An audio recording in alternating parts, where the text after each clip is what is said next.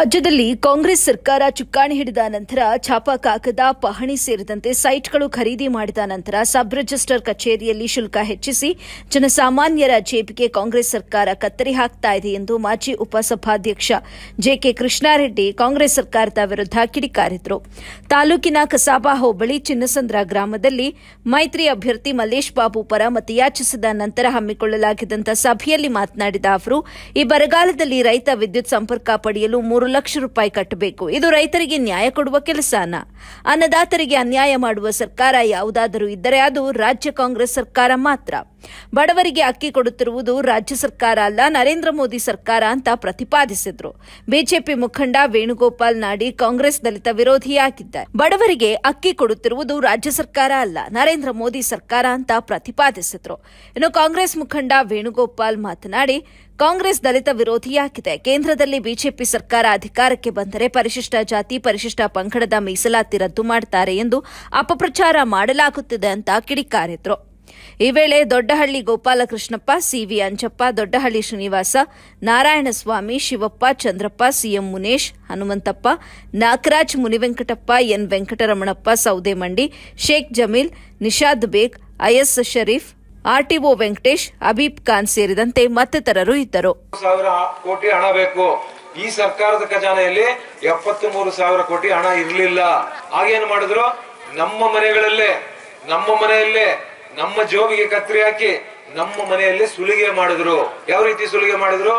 ಈಗ ಒಂದು ಪಾಣಿ, ರೈತರಿಗೆ ಒಂದು ಪಾಣಿ 15 ರೂಪಾಯಿ ಇದ್ದಿದ್ದ ಪಾಣಿ ಇವತ್ತು 30 ರೂಪಾಯಿ. ಇವತ್ತು ಚಾಪಾ ಕಾಗದ 20 ರೂಪಾಯಿ ಇತ್ತು. 20 ರೂಪಾಯಿ ಇದ್ದಿದ್ದ ಚಾಪಾ ಕಾಗದ ಇವತ್ತು 100 ರೂಪಾಯಿ ಆಗಿದೆ. ಅಂದ್ರೆ 80 ರೂಪಾಯಿ ಹಠಾತ್ ಆಗಿ 80 ರೂಪಾಯಿ ಜಾಸ್ತಿ ಮಾಡಿರ್ತಕ್ಕಂಥದ್ದು. ಇವತ್ತು ಬೆಳಗ್ಗೆಯಿಂದ ಸಂಜೆವರೆಗೂ ಗಂಡಸರು ದುಡಿಮೆ ಮಾಡ್ತಾರೆ, ಅವ್ರು ಬೆವರು ಸುರಿಸಿ ಶ್ರಮ ಪಟ್ಟು ಕಷ್ಟ ಬೀಳ್ತಾರೆ. ಸಂಜೆ ಬಂದಾಗ ಅವ್ರಿಗೇನೋ ಒಂದು ಕ್ವಾರ್ಟರ್ ಕುಡಿಯೋದು ಅಭ್ಯಾಸ ಇರುತ್ತೆ. ಕ್ವಾರ್ಟರ್ ಕುಡಿದ್ರೆ 100 ರೂಪಾಯಿ ಇದ್ದಿದ್ದ ಕ್ವಾರ್ಟರ್ 200 ರೂಪಾಯಿ. ಆದ್ರೆ 30 ದಿನಕ್ಕೆ 30 ಕ್ವಾರ್ಟರ್ ಕುಡಿಯಂತ ವ್ಯಕ್ತಿ ಒಂದು ಮನೆಯಲ್ಲಿ ಇದ್ರೆ 3,000 ರೂಪಾಯಿ ನಮ್ಮಿಂದ ಕಿತ್ಕೊಳ್ತಾ ಇದ್ದಾರೆ. ಆದ್ರೆ ನಿಮಗೆ ಕೊಡ್ತಾ ಇರತಕ್ಕಂಥದ್ದು ಎಷ್ಟು? 2,000. ನಮ್ಮ ಮನೆಯಿಂದ 3,000 ಹೋಗುತ್ತೆ, ಪ್ರತಿ ತಿಂಗಳು 3,000 ಹೋಗುತ್ತೆ. ನಮ್ಗೆ ಕೊಡ್ತಾ ಇರ್ತಕ್ಕಂಥದ್ದು ಎಷ್ಟು? 2,000. ಅದರ ಜೊತೆಗೆ ಇವತ್ತು ಪ್ರತಿಯೊಬ್ಬರಿಗೂ ಕೂಡ ಆಸೆ ಇರುತ್ತೆ, ನಾವೊಂದು ಸೈಟ್ ತಗೊಬೇಕು, ಒಂದು ಮನೆ ಕಟ್ಟಬೇಕು ಅಂತ ಇರುತ್ತೆ. ಆದ್ರೆ ಈ ಸೈಟ್ ತಗೊಳ್ಳುವಂತದ್ದಕ್ಕೆ ನಿಮಗೆ ಹಿಂದೆ 15,000 ರೂಪಾಯಿ ಖರ್ಚಾಗ್ತಾ ಇತ್ತು ರಿಜಿಸ್ಟ್ರೇಷನ್ಗೆ. ಇವತ್ತು ನೀವು ಸೈಟ್ ರಿಜಿಸ್ಟ್ರೇಷನ್ ಹೋಗ್ಬೇಕಾದ್ರೆ ನಿಮಗೆ 40,000 ರಿಂದ 50,000 ರೂಪಾಯಿ ಆಗ್ತದೆ.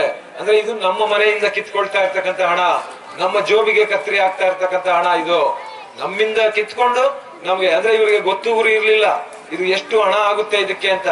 ಆದ್ರೆ ಅಲ್ಲಿ ಕೂಡ ಈ ಎಲ್ಲ 5 ಯೋಜನೆಗಳಲ್ಲಿ ನಮ್ಗೆ ಮೋಸ ಮಾಡಿದ್ದಾರೆ.